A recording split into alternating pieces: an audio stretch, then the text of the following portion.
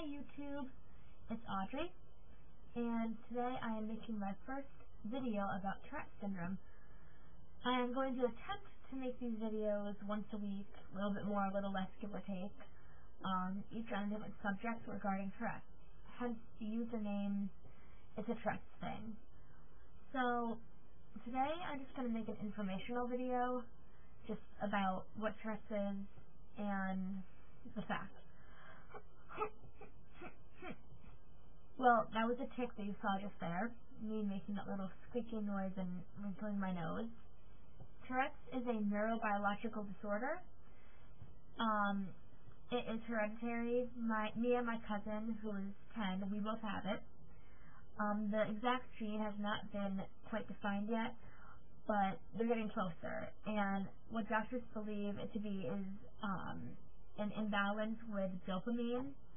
And basically, when you have Tourette's, you have stuff called tics, which are movements and sounds that you can't control.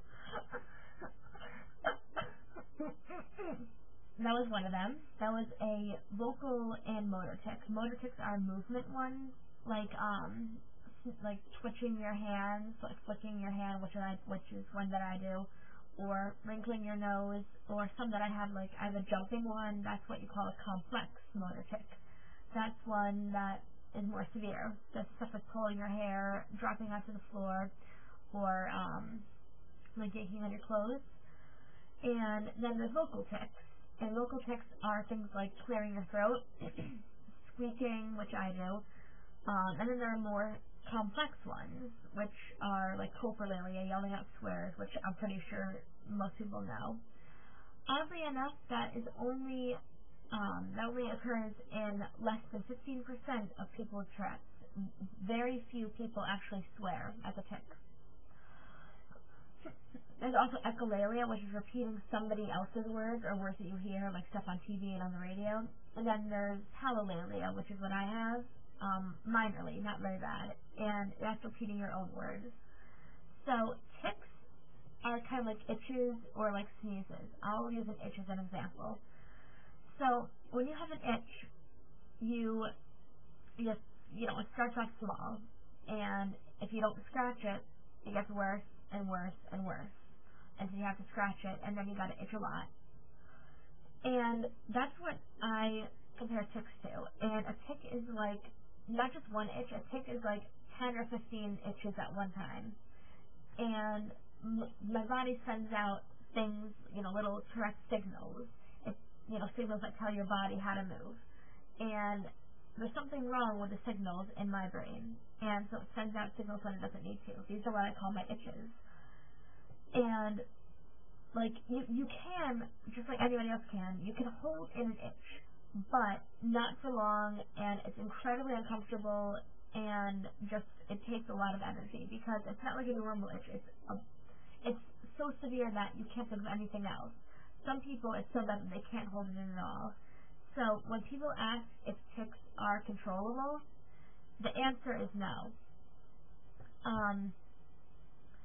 So basically, Tourette's, it occurs in less than 1% of the population, and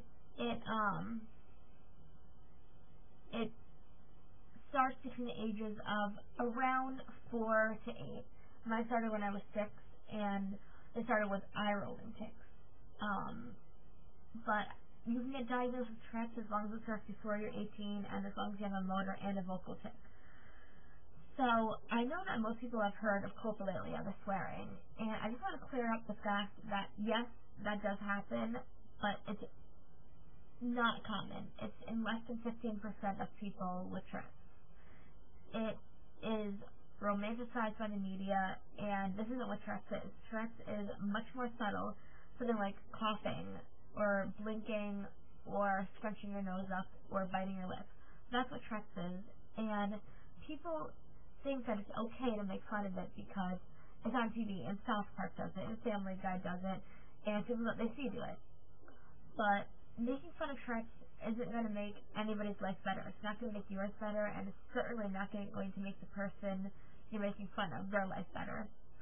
So what I'm trying to do by making these videos is increase tolerance and awareness. Just put Tourette out there as something besides from saying the F word all the time, because that's not what it is. So, I'm going to be addressing, at least once a week, addressing subjects that I think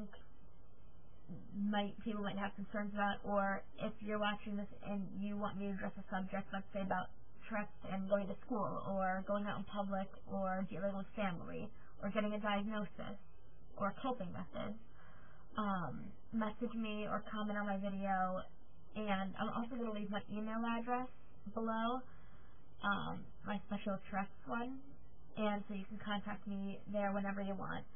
So, stay tuned.